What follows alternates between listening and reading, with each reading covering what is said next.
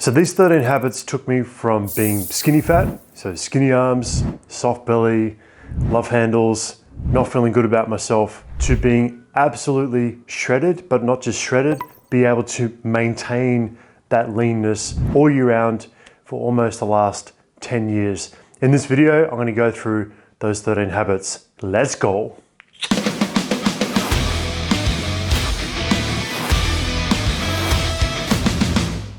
Hi everybody, welcome back to my channel. It's Brad here, online fitness coach and YouTube guy. So before I jump into the 13 habits that have helped me maintain my physique for almost 10 years now, I want to just give a quick backstory and context to where I've come from in case you're new to the channel. I was a skinny fat teenager for my teenage years, and then going into my 20s, skinny fat guy, skinny arms, very small chest, bit of a gut, love handles, very soft looking, and was easily intimidated. For many, many years, you know, shy, skinny fat dude, wasn't happy with my physique, go to the beach, not happy with how I looked, wasn't comfortable with my shirt off and things like that. And then figured out how to turn things around by proper dieting and training, and I talk about how I did that in other videos and on my website. I won't go into it here. And then I went on this kind of journey, I guess, to try and maintain this physique that I worked really hard to achieve, and decided now is the right time to make this kind of video because I can, you know, very confidently share 13 habits. I mean, there are more habits, but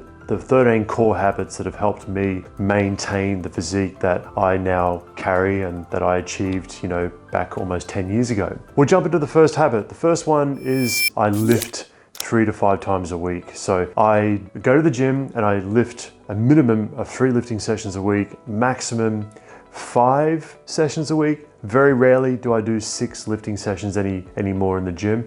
But if I'm traveling or I have a busy week with work, then I might just do 3 good lifting sessions a week. And the reason being is because resistance training for me is the core of my whole physique, right? It is the foundation of my physique. And when I go to the gym, I don't just do random exercises, I'm very intentional. So I will go and do, if I do chest day, I will focus on compound exercises specifically for chest. So compound exercises, compound just means you're training multiple muscle groups simultaneously. Isolation exercises, you're just working around one single joint. Multi-joint, which is compound, versus single joint, which is isolation. I focus predominantly on the compound movements. So going back to what I was saying just 2 seconds ago, if I'm doing chest, I'll go into the gym and do bench press. You know, that's a compound exercise. Flat barbell bench press or flat dumbbell bench press, or incline dumbbell or incline barbell bench press. So I'll start off by doing those compound exercises first, and then I'll finish off that session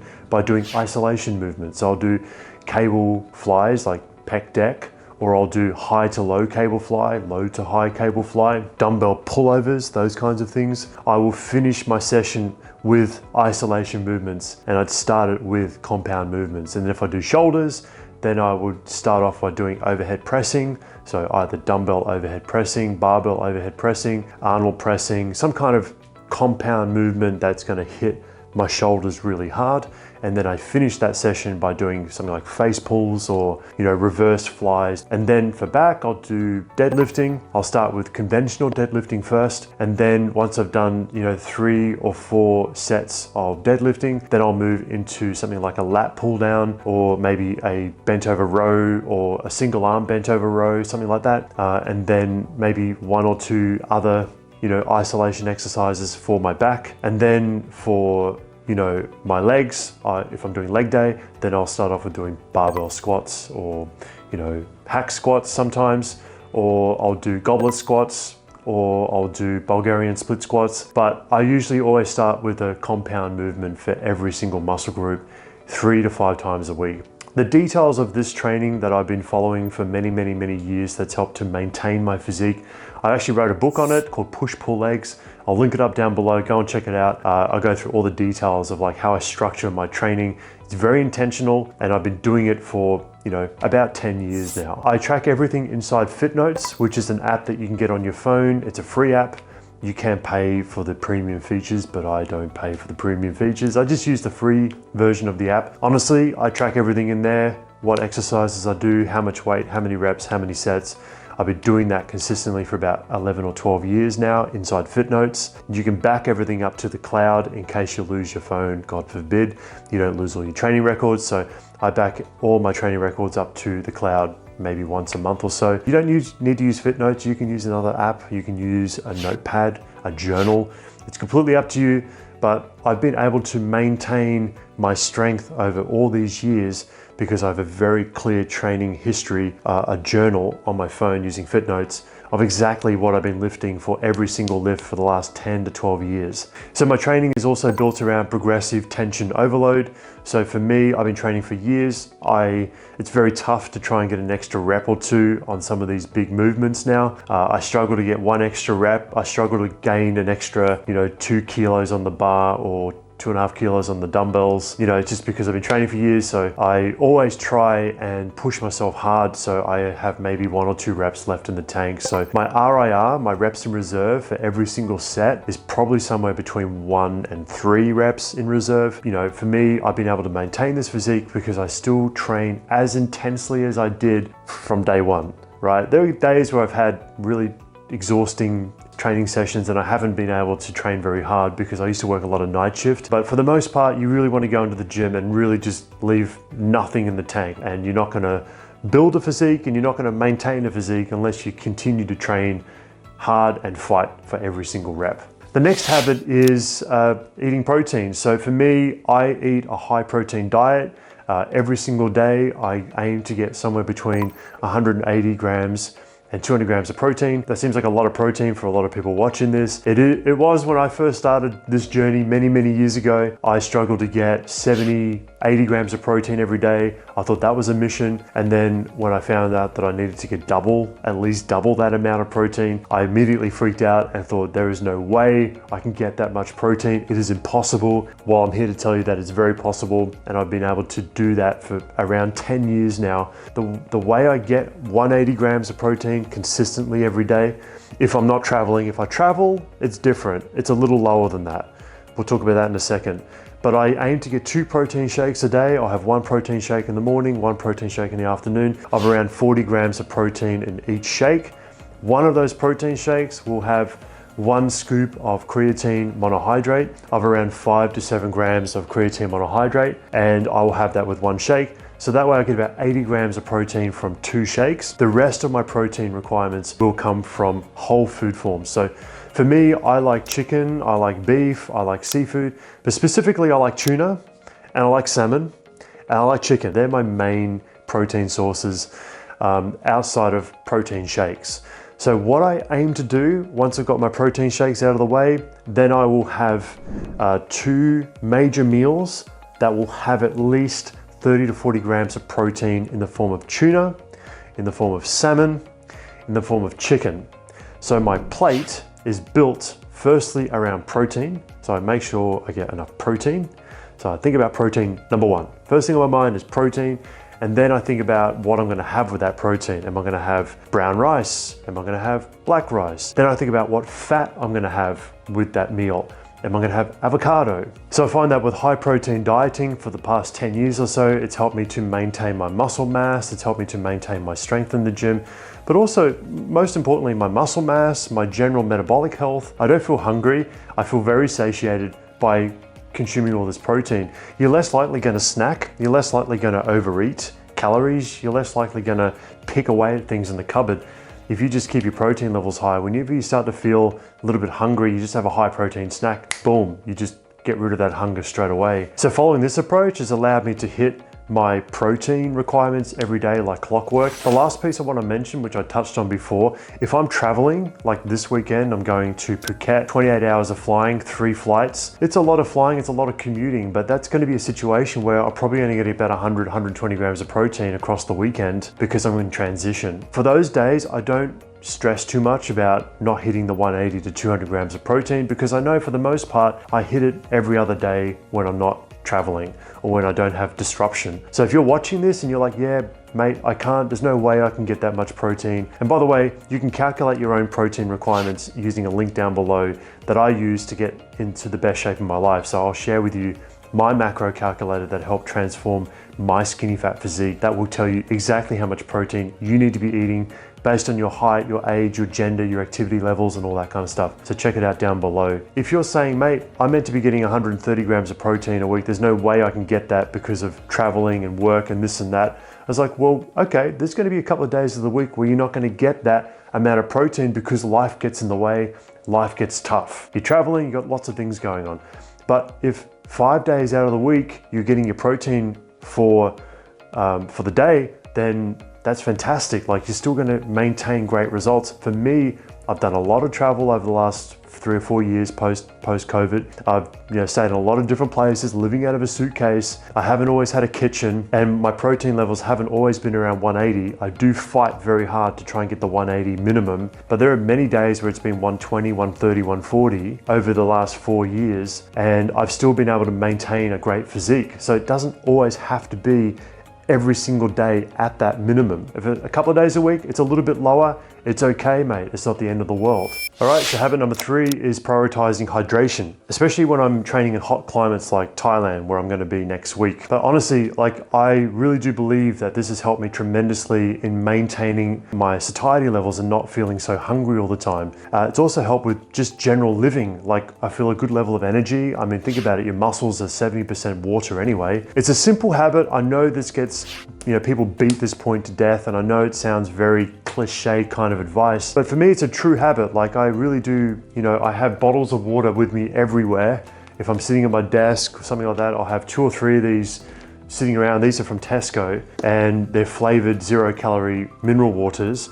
And these are the best, mate. Like, honestly, like, I can get easily 3 liters or 100 ounces for my American audience.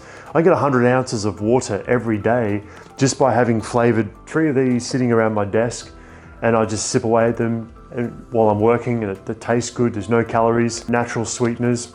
I mean, it's great, and I can get my hydration needs for the day. And if you're watching this and you're currently in a calorie deficit to shred fat, I'm not currently in a calorie deficit, but if you are, then this becomes even more important.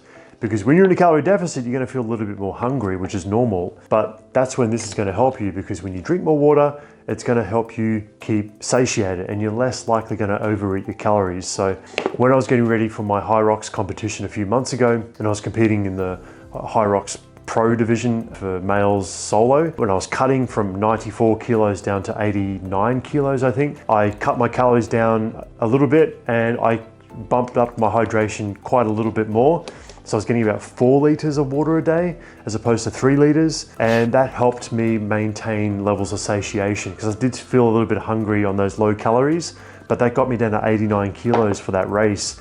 I didn't win the race, but I did diet down successfully to 89 kilos by doing that. Very simple strategy, more water when you're in a calorie deficit. So 3 liters is what I aim for minimum, but if I'm training in a hot climate like Thailand, doing Muay Thai kickboxing, very hardcore type of training, very hardcore type of conditioning, then I'll aim to get 1 liter of water per hour of training.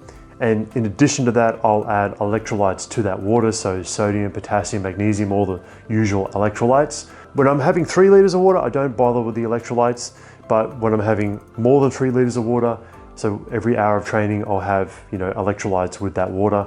And that's pretty much it for hydration. All right, habit number 4 is cardio. So for me, I do cardio, but I'm very strategic about it. For most of the guys watching my videos, skinny fat guys, I've come from that world. It's like you go and thrash yourself in the gym by doing a lot of cardio. And a lot of people use cardio as a bit of a punishment tool, because they've overeaten over the weekend, and then come the Monday or the Tuesday, they just go to the gym and they fucking thrash themselves as if like they've committed an ultimate sin by overeating on the weekend. And they think that by doing 2, 3, 4 hours of cardio across Monday and Tuesday early in the week is going to help undo all the debauchery from the weekend. And the reality is, mate, provided you're capping your calories, you don't need to do all that cardio. Cardio should just be a tool. And for me, cardio has been a great tool to maintain my weight. When you do some kind of cardio, for me, it's no more than 2 or 3 hours a week. That's all I do a week, 2 to 3 hours every week, maximum of like 30 to 40 minute sessions. And I usually do like zone 1, zone 2, maximum zone 3. Sometimes I go to zone 5, like where my heart is at, say, maybe 95, 98, 99%. But most of the time I'm zone 3. It depends on the type of training I'm doing at the time. If I'm getting ready for like a High Rocks event, my cardio regimen is a little different to what I'm describing now. But when I'm like clearly maintaining my physique, which is the point of this video, how to maintain this physique, when I'm not getting ready for a specific event like high rocks, for example, then my cardio volume is like literally 2 or 3 hours a week. That's just to keep the wheels turning, and again, helps with cardiovascular health, helps with metabolic health, helps with your own mental health. And as I said, I break it up. And in terms of the cardio that I do a mixture of ski erg. I like the ski erg because it's one of the exercises that you do in the high rocks competition. I like the concept 2 rower. So I like doing rowing because it's very easy on your joints. If you find that you get a lot of joint pain, like ankle joint pain or knee joint issues, then rowing is a great alternative, or bike is a great alternative because it's easier on your joints as opposed to smacking the pavement, doing a run on the concrete outside. But at the end of the day, mate, it doesn't matter what modality of cardio that you choose, you just got to find the cardio that you enjoy the most. The next habit is I walk a lot, habit number 5. So I know this is a big one. If you're one of my clients watching this, like I do talk about steps and walking and that kind of stuff. For me personally, I try and shoot for 10 to 15,000 steps a day. And, I'm in the UK, so I'm kind of new to this country, and being new to London, I spent a lot of time walking now. The last few weeks, I've been clocking up around 20, 25,000 steps a day for maybe 2 days of the week when I'm really exploring the city. But my baseline is around 10 to 15,000 steps. But if I'm having a really bad day, it's usually like 8,000 steps, 6,000 steps if I'm shooting videos. If I'm not really leaving the house, I'll just kind of like, get like 6,000 steps or 7,000 steps. But I don't punish myself, mate. Like, this is the thing. If you guys are like setting up a habit around step counting and you're like, all right, I'm going to do 10,000 steps a day because Brad does it, cool. But if there are days, mate, where you can't do the 10,000 steps, then don't punish yourself and don't go, oh, well, this is not going to work for me. Okay, if you do 6,000 steps on one day, fine, just do 12,000 steps the next day. Like, just make up, do extra steps the following day. That's what I do. Today, I've only done 5,500 steps and it's already 1:30 p.m. All right, so today I'm probably only gonna get like maybe 6,000, 6,500 steps. Tomorrow, I'll just try and get 15,000 steps. I'll just make more of an effort to make up for the lack of steps tomorrow. And that's the mentality I play with for steps for the last, almost 10 years. I pretty much do that. And I find that for me, steps are great because I can get out and I can explore the city. I can get into London. I can catch the tube if I wanted to and get crammed like a sardine on the train in the tube. Or I can go, fuck it, I'll just walk around all the streets of the city, take photos like a tourist, and then get my steps in and I get to see the city. I also love steps because it's an opportunity for me to listen to podcasts. I like listening to business podcasts, fitness. I like to educate myself. It keeps my brain active. So I think it's a great opportunity for me to just kind of like educate myself, feed the brain and get my steps in. All right, habit number 6 is eating with purpose. A lot of people eat for pleasure and they go out and they eat a bunch of food with their mates and that kind of stuff. And that's cool. You can do that every now and again. For me, for the most part, like 90% of the time, I pretty much eat with the intention of how is this food going to help me with my recovery? How is it going to help me with my training performance? How is it going to help me with my sleep? I think of that. It's my first question I ask myself when like I'm about to eat something or when I go shopping for food. I always think, okay, so what protein am I going to buy this week? What carb sources do I want to mostly consume? So this week, do I want to have like black rice, or do I want to have sweet potato, or do I want to have quinoa? And what fats do I want? Do I want to go walnuts? Do I want to go avocados? So when I'm shopping with the first thing in my brain is like, all right, so what am I going to eat that is going to be 80%, 90% going to support my training, recovery, and sleep? I very rarely eat out. I don't go to restaurants very often, maybe once a month, once every few months. I don't have any deep fried food. I'm not saying you guys shouldn't eat deep fried food and never go to a restaurant. I like air fryers, so if you want to try something cool, if you've never tried an air fryer before, it's a great alternative. You're not deep frying food, you just chuck it in the air fryer. You can air fry anything. You can air fry chicken, you can air fry fries, you can air fry vegetables. Air fryers are one of the best inventions for the kitchen. I very much swear by them. I used to use them all the time. Most of the time, like 90% of the time, I'm always thinking about supporting my training, recovery, and so forth. I don't touch any kind of sugary drinks like soft drinks and, lollies and those kinds of things. I'll have very, very, very rarely. I mean, I don't remember the last time I had like a soft drink. So my intention is 80% of my calories I want to come from, nutrient dense food. I teach this to my clients all the time. If you're a client watching this, you know exactly what I'm about to say. But 80%, 90% of my calories are going to be coming from foods like whole food forms of food and nutrient dense food like quinoa, for example. I love quinoa. Brown rice, black rice. If you've never tried black rice, you should definitely try it. Sweet potato, pumpkin, those kinds of things. Vegetables, chicken, whole food forms of nutrient dense food. 80 to 90% of my total caloric intake would come from those kinds of things. So my indulgences are typically like protein related indulgences, like maybe a protein bar or 2 protein bars. That might be my indulgence. Very rarely do I have a glass of wine. I very rarely drink alcohol. Might have it every now and again, maybe once a month, maybe once every few weeks, but maybe 1 glass and that's it. And when I do have it, I actually do enjoy it. Habit number 7 is I keep my meals whole and simple and repeatable.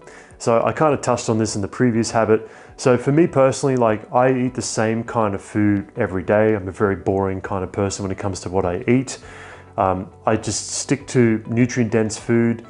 In terms of meal prep, I don't really do meal prep like I used to, but I do go shopping with the intent of what am I going to eat for the next 2 to 3 days. Because I go shopping probably 3 times a week. I spend way too much time in the supermarket, maybe 3 times a week. And then I think of 3 days in advance, what am I going to eat in terms of protein?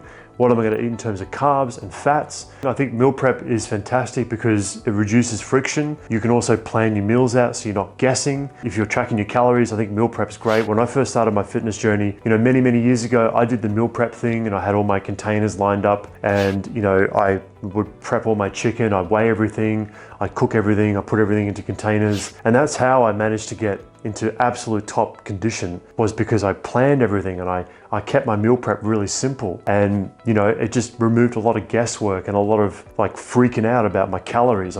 If I just ate what was in the container, then I knew guaranteed that I was going to hit a certain result, and I did.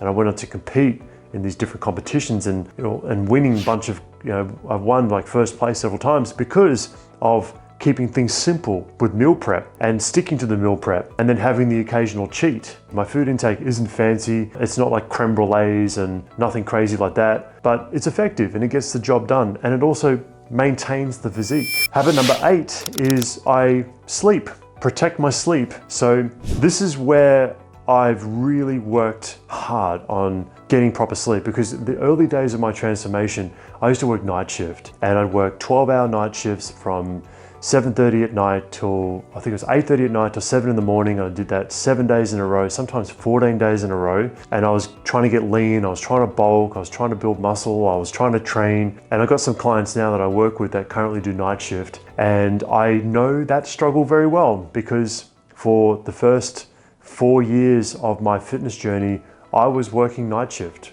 mostly night shift. Did a couple of day shifts, a couple of day shift weeks, but for the most part, I was picking up everyone else's night shift because I loved it. I love night shift, but it took a toll on my body. I wasn't able to get proper rest, proper sleep. My sleep hygiene just went out the window.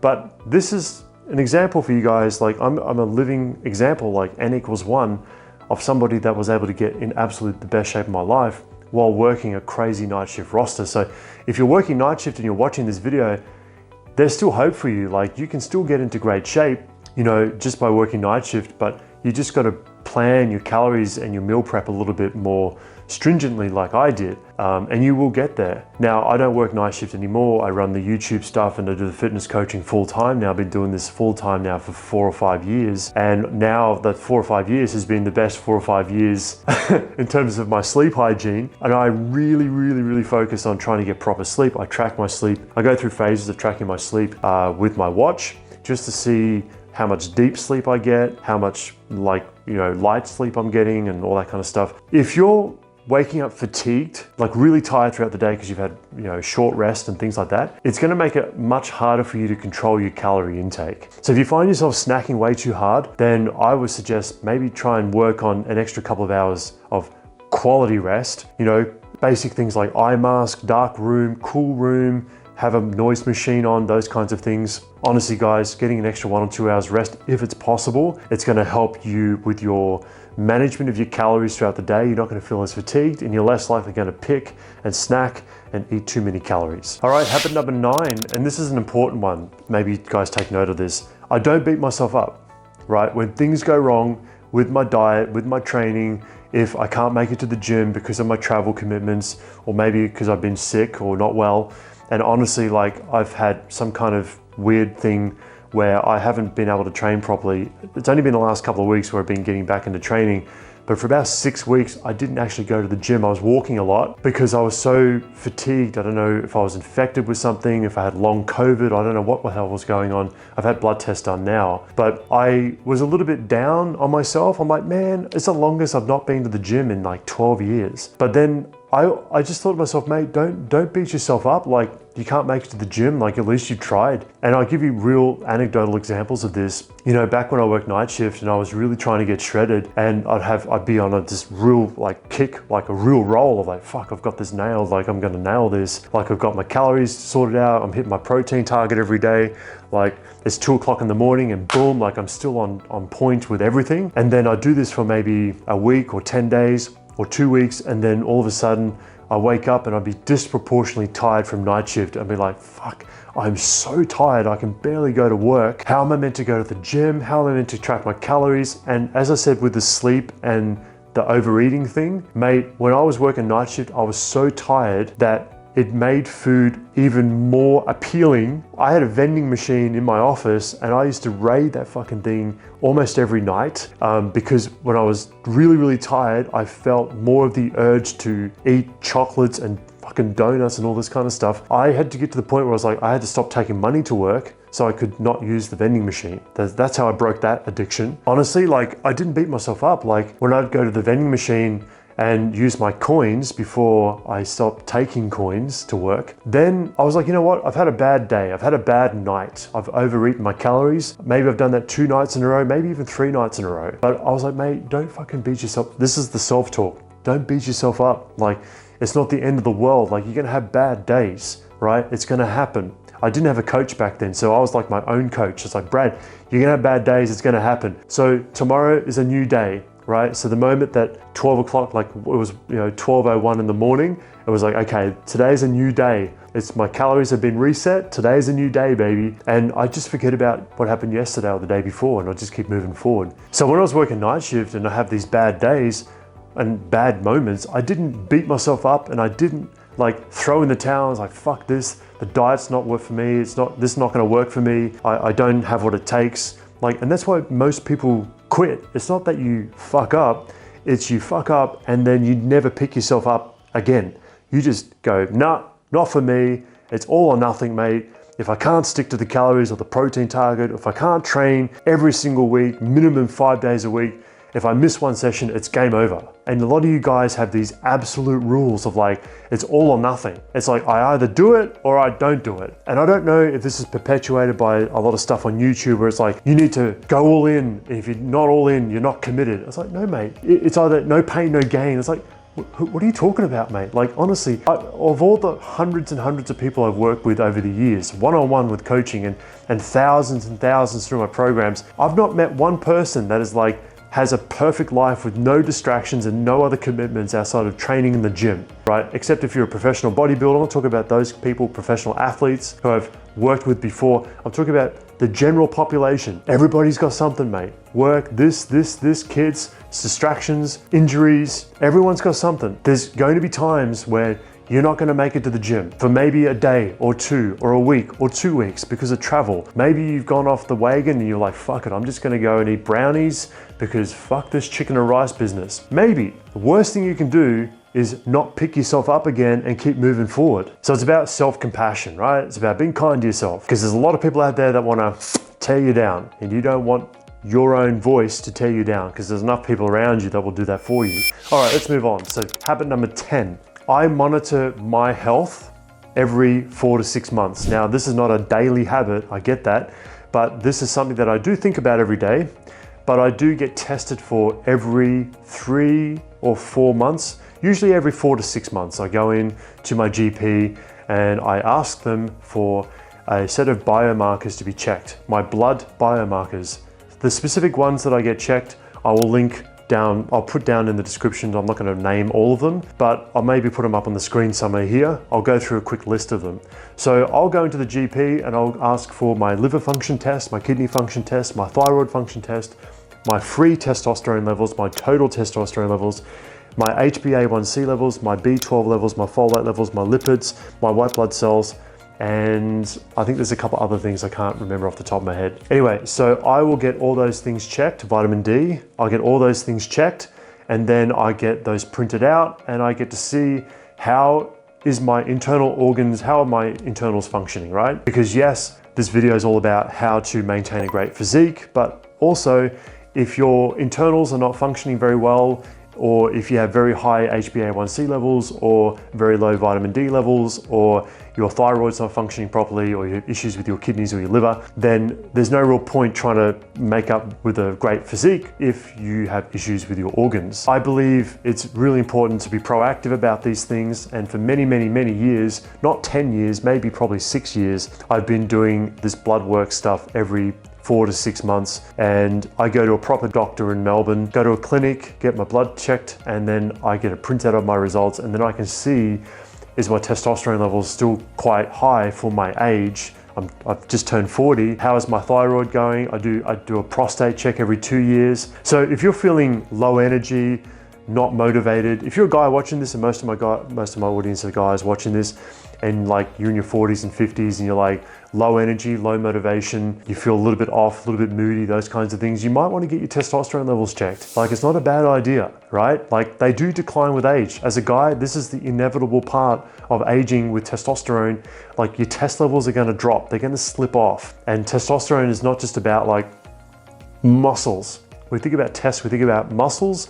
Testosterone, the hormone, plays a huge role in many different functions in our body. We're not just building muscle and maintaining muscle, you know, mood and sex drive and all sorts of things, right? All relating to your test levels. If your test levels are very, very low, it's going to affect different parts of your life in ways that you never thought of before. Highly recommend, if you're a dude watching this, 40s, 50s, and you have all those kinds of things, like low mood, low sex drive, if you're just struggling to build muscle, even though you're doing all the right things in the gym with protein and training and all this sort of stuff, then it's no harm in getting your free testosterone levels checked and total testosterone levels. Habit number 11, we're almost there. So I do a self-check, a self-report. So I do this intuitively though. So I don't jump on the scale every day. I don't use a tape measure every day. When I was doing my transformation in the early days of building muscle and shredding fat, I was weighing myself every day, taking the average and seeing how the average of my weight would change week after week. That was one of my yardsticks for determining if my cut was successful or not. I was also doing a waist measurement every 2 weeks, stuff I talk about in other videos. I'm not going to bore you with it now. But what I do to maintain my physique, honestly, is I do this thing called self-reporting, where I don't weigh myself every day, as I said, but I will do like a quick pinch test around my belly and be like, all right, so yep, I'm all good, a little bit soft. Yep, I can deal with that. Or maybe I'm softer than usual. So then I think, okay, I need to like maybe dial back my carb intake for the next couple of days, because maybe I'm holding a little bit more water. Maybe I need to increase my steps by 15 to 20,000 steps. Maybe shoot for 15 or 20,000 steps for the next 2 or 3 days, just to kind of get rid of this little bit of fluff, this little bit of water retention. Maybe I need to bump my protein up closer to 200 grams a day for the next 2 or 3 days. 2 or 3 days later, I'll do another recheck and I'll look at myself in the mirror and go, yep, I do a quick pinch test. I'm like, yep, I'm quite happy with the physique.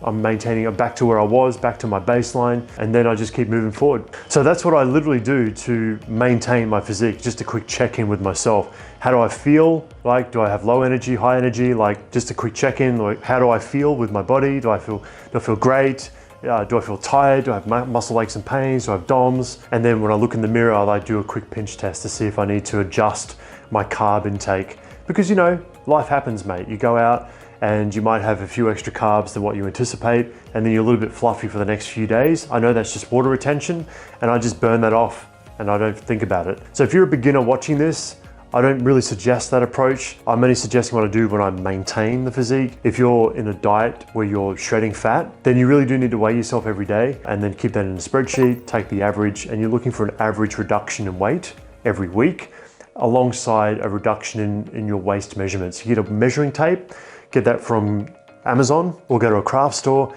and you'll just do a very simple tape measure around your waist, and then you put that in the spreadsheet, and then you'll see your belly fat start to shred off, and that is a good indication that you're on the right track for your shred. And you should aim, as a beginner, you should aim to lose about half a kilo a week in weight, or about 1.2 pounds a week. Not entirely accurate, but it's a good ballpark. If you're going through a body recomp, then those numbers are not terribly accurate. You're just looking for like a waist reduction. So just do a tape measure, very simple, don't overthink it. Every 1 or 2 weeks, measure around your navel, and then you're gonna write down that measurement somewhere in a spreadsheet. Then you're gonna come back to it, do the same thing again in another week or 2 weeks from now. And then you use your daily weigh-ins. If you have a high body fat percentage, use your daily weigh-ins to create an average for the week, and then the average should drop week after week. And that works very well if you have a very high body fat percentage, like guys over 25, 30, 35% body fat. All right, habit number 12, we're almost there. So I plan ahead to stay on track. What that means is that no matter where I am, if I know there's a disruption about to occur in my life, I plan ahead to minimize the damage from that disruption to my physique. So what I mean by that is, I'll give you a real example. I'm off to Phuket this weekend, and I will be flying for 28 hours. So I know that I won't be able to get all the protein I need, I won't be able to get the creatine monohydrate I need, or maybe I can. And I know there's gonna be a lot of times at airports and sitting on a plane. So I know that I need to pack more protein bars. I need to pack at least 2 kilos of protein powder, because I don't know precisely where I can get the protein powder that I need when I'm in Phuket. So I'll take 2 or 3 kilos of protein powder with me packed in my suitcase. I will bring my creatine monohydrate with me for my travels. I will take my resistance bands. I will take other basic training things that I need, like gloves and wraps and things like that, to help me do my training videos for my main YouTube channel on Fitness Street. That's a whole other thing. I'll talk about that later. I will usually pack everything and get everything ready in advance. And if I have a flight that, any flight that's a late departure, then I will front load my entire day with plenty of protein and creatine monohydrate and electrolytes and hydration. That way, when I get to the flight and I do the flight, I'm not very hungry. I'm not going to touch the airplane food. I don't like airplane food. I don't eat it. I don't like it. I always tell people, mate, like if you have an event coming up, it's again about planning.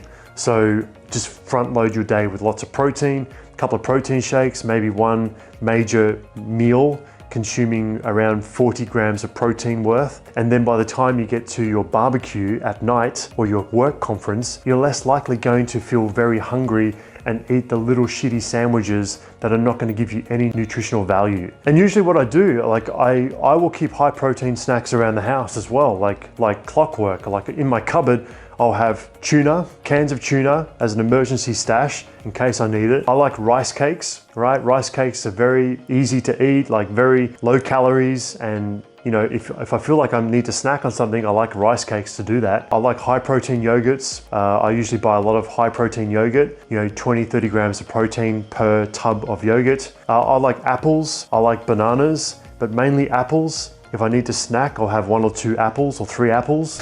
All right, guys. The final habit, number 13, and we're done. So I don't cheat. I choose to enjoy intentionally. So what that means is that, yes, I like good food. I like food that's very nutrient dense. But then on occasion, when I do want to enjoy different types of calories, like ice cream, for example, I firstly go and get protein ice cream, because I think protein ice cream is really good and more places need to stock protein ice cream. But honestly, on a very rare occasion, I'll have like a high quality donut. Maybe once every couple of months, I'll have a donut. So if you catch me eating a donut, then that's definitely not a reflection of my usual diet. It's just you've seen me eat something once every couple of months. And when I eat it, I do enjoy it, but it's only because I have it every couple of months and I don't beat myself up when I do have it. Maybe a glass of wine, every couple of months. But again, alcohol is something that I've almost completely excluded from my usual day-to-day. On weekends, I don't usually touch any alcohol. I don't go out to restaurants. I'm pretty simple living like that. No takeaway, no deep fried food, no restaurants. Very rarely do I do restaurants, maybe once every few weeks. But honestly, the bottom line here, guys, is that I don't use food as like a coping mechanism, right? I don't use it to cope with my emotions. If I have a shitty day, then I don't use food as that kind of scapegoat. I just go and hit the gym, go for a walk, clear my head, listen to music. That's how I cope. I know these conversations get very complicated because a lot of people use food as an emotional crutch. And I guess that's why I don't feel the propensity to eat this kind of food, because, you know, I have different ways of coping with my emotional, you know, when I feel sad, when I feel a bit depressed, I don't use food as a crutch to help lift myself up. So for me, as I said, I eat for, you know, performance, recovery, and, you know, for enjoyment as well. But very little food consumption for me is for enjoyment. It's mainly for my training ambitions. And at the end of the day, guys, like consistency always beats perfection. You know, like, you're never going to be perfect in this journey.